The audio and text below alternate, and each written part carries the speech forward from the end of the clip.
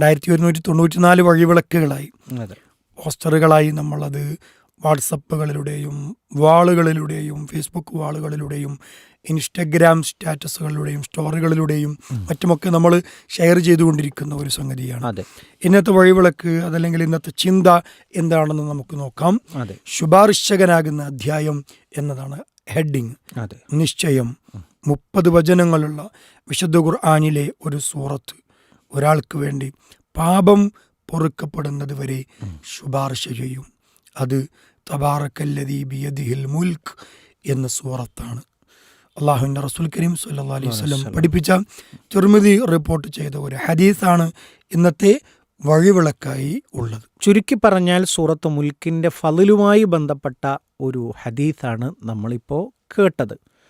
അത് അതിൻ്റെ സ്വാഹിബിങ്ങൾക്ക്, അതായത് സൂറത്ത് മുൽക്ക് പാരായണം ചെയ്യുന്ന ആളുകൾക്ക് ഖബറിൽ നിന്ന് രക്ഷ നൽകും.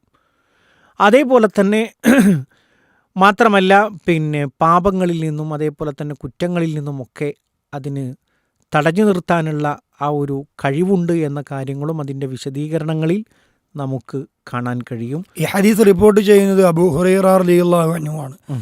അൻ അബീ ഹുറൈറ റളിയല്ലാഹു അൻഹു അന്ന റസൂലുള്ളാഹി സ്വല്ലല്ലാഹു അലൈഹി വസല്ലം ഖാൽ ഇന്ന സൂറത്തൻ മിനൽ ഖുർആൻ 30 ആയ ശഫഅതു ലിറജുലിൻ ഹത്താ ഗുഫിറ ലഹു വഹിയ സൂറത്തു തബാറക്കല്ലദീ ബിയദിഹിൽ മുൽക്ക്. അതാണ് ഹദീസിന്റെ ടെക്സ്റ്റ്.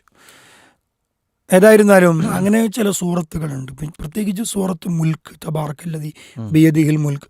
ചില സൂറത്തുകൾക്ക് പ്രത്യേകമായും ചില പ്രാധാന്യങ്ങൾ അള്ളാഹുവിൻ്റെ റസൂൽ കരീം സ്വല്ലല്ലാഹു അലൈഹി വസല്ലം പഠിപ്പിച്ചിട്ടുണ്ട്. മറ്റൊരു റിപ്പോർട്ടിൽ കാണാൻ കഴിയുന്നത്, ഒരാൾ തബാറക്കല്ലദീ ബിയദിഹിൽ മുൽക്ക് എന്നത് എല്ലാ രാത്രിയും പാരായണം ചെയ്താൽ അള്ളാഹു ഖബറിൻ്റെ അദാബിൽ നിന്ന് അവനെ തടഞ്ഞു നിർത്തും എന്നുള്ളതാണ്. അതേപോലെ തന്നെ ആ റിപ്പോർട്ട് ചെയ്ത സഹാബി പറയുകയാണ്, ഞങ്ങൾ അള്ളാഹുവിൻ്റെ റസൂലിൻ്റെ കാലഘട്ടത്തിൽ നുസമ്മിഹ, ഞങ്ങൾ അതിനെ, ആ സൂറത്തിനെ പേര് വിളിച്ചിരുന്നു അൽ മാനിഅ എന്ന് പേര് വിളിച്ചിരുന്നു.